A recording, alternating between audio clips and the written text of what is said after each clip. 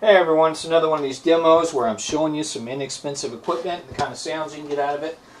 These couple pedals you can probably find on eBay, relatively inexpensive, or you can just get them new. They're really not that much. I'm going to go over the Digitech Hotrod Rock Distortion and show you some things with the Behringer EQ700 graphic equalizer. Both guitar pedals. I'm playing through an Ibanez guitar, pretty standard layout here, and you can see it. Lean it back. It's Seymour Duncan in the bridge, and Kent Armstrong in the neck, and a Kent Armstrong in the middle, and you can see there's a humbucker, single coil humbucker.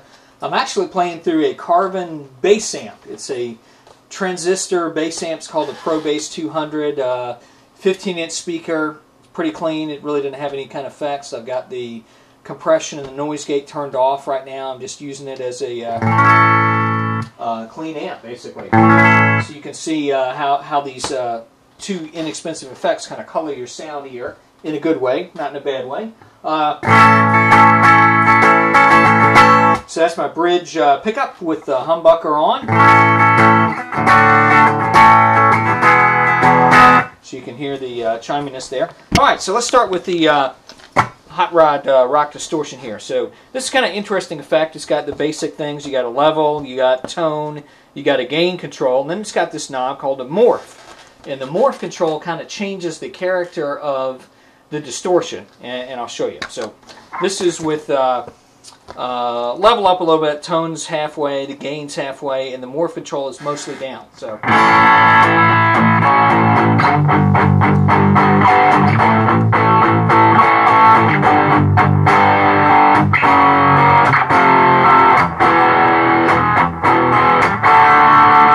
here's some pretty reasonable chunk there.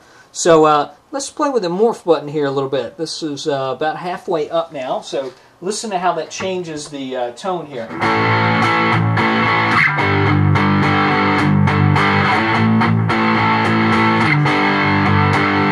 So if you're hearing that, it's taking out a little of the mids. It's making kind of a scooped effect where the mid-range goes down a little bit, the treble goes up, and the bass goes up. So it's more like a kind of a half-stack kind of sound.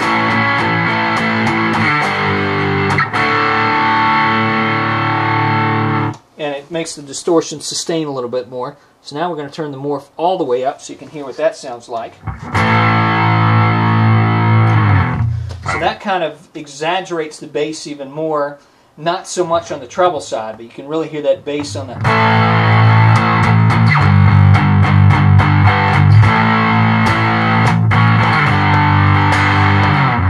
And then a little book that comes with it, they talk about that being like a fuzz box. So I'm going to turn the gain all the way up here. This is how they suggest that you set it. And listen for that Hendrix kind of sound here.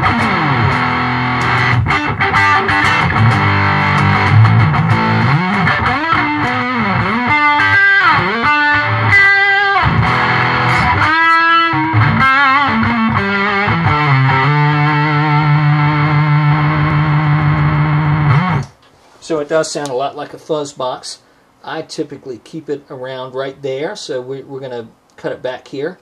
So I'm going to cut the gain all the way up. You see the Morph is down to the zero setting. It's zeroed out. So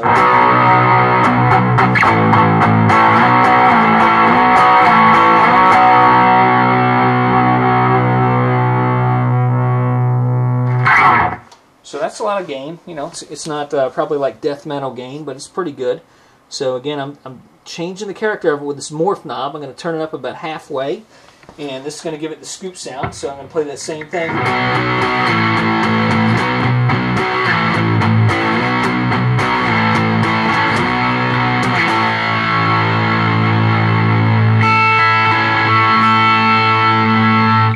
So a little richer sound there.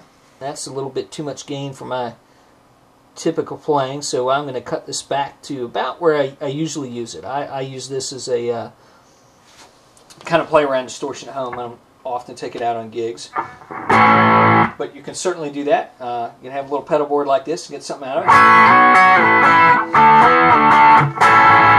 it. Okay, so now let's talk about how the graphic equalizer can change the character of this even more. So you can see that the Morph knob is zeroed out on this. We got distortion about halfway, tone about halfway. So look at the difference here when I cut in a setting on the graphic equalizer that's a scooped kind of setting.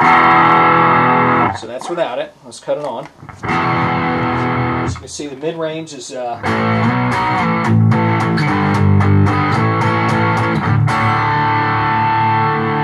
the mid-range kind of gone. Actually, I want a little bit more treble in that. I don't like that much taken out.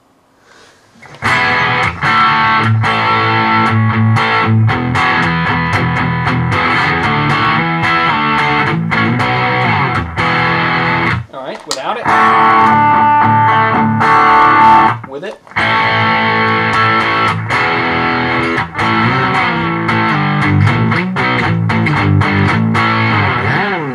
So you can see that the graphic equalizer takes it a step further than the morph button that's actually on the pedal itself. This gives it a scoop sound, but it's got a little bit more definition on the high end, and you can adjust that. You know, you saw me reach down here and just play around these buttons a little bit. Another interesting thing you can do with this graphic equalizer, you can kind of zero out your level, maybe punch a little bit here in the high end, and use it as a solo pedal.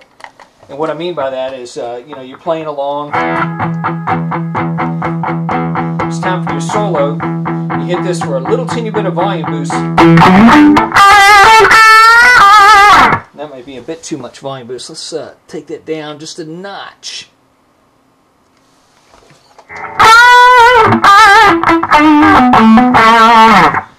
So you hear the difference here? Again, it's still kind of crazy.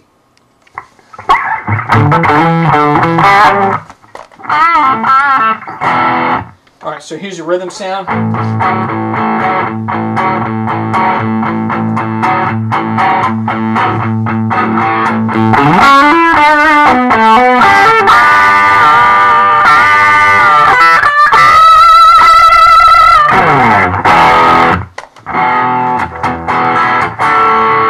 So just the combination of these two, you've got a clean, dirty, solo.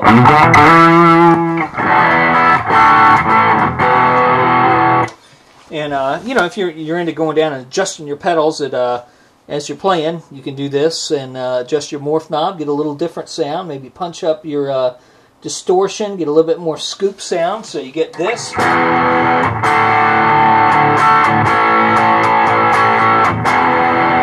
Then it's time for that, you know, that solo you're going to do.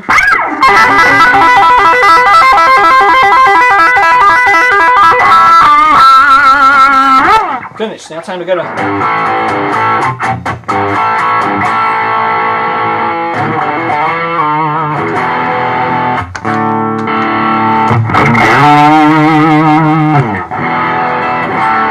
Or you can do, you know, the reverse smiley face here, where you boost the mid-range.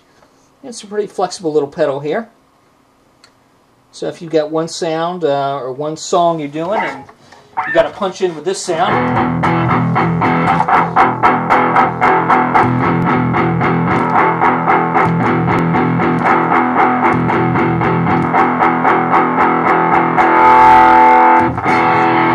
So that's a completely different set of sounds there. So let's go to a little bit of dirt. So you can see I've changed the gain here at only about 9 o'clock. Got the morph all the way down.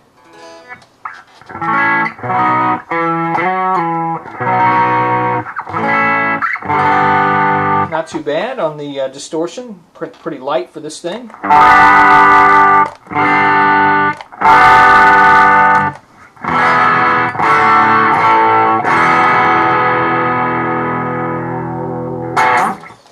Well, hopefully you found this useful. You got something out of seeing what these inexpensive pedals can do. You can get either one, any of the online music stores, maybe your local music store, or you can get it off of eBay. Somebody's probably selling one. But you can see you can craft a pretty decent sound, certainly perfect for practicing at home, where you've got something to give you a little distortion and something to give you a little boost to practice your solos. You know, one thing you'll find as you play live is depending on the sound guy, to notice you're doing a solo and boost you up, that's a bad practice. You want to have that covered in your own rig. So even with a 2 or 3 pedal setup, it's worth it to have a boost pedal of some sort, whether you use a graphic equalizer, maybe another distortion pedal that's a little louder, but you need something to punch that level up so you can do that solo, so you're slightly above in the volume of your normal playing, and then you come back out of it and you're back to your normal level. That's one thing I've learned through years of playing live and, you know, working with sound guys, being the sound guy, being the bass player, watching the guitar players play. It's very important that you control your own volume boost for this kind of thing, because relying on somebody else until they really know your band, it's probably not going to happen. So these two pedals are great for that kind of setup where you got a basic distortion and you got a basic boost and some way to change your tone a little bit for those special things. So hope you got something out of it.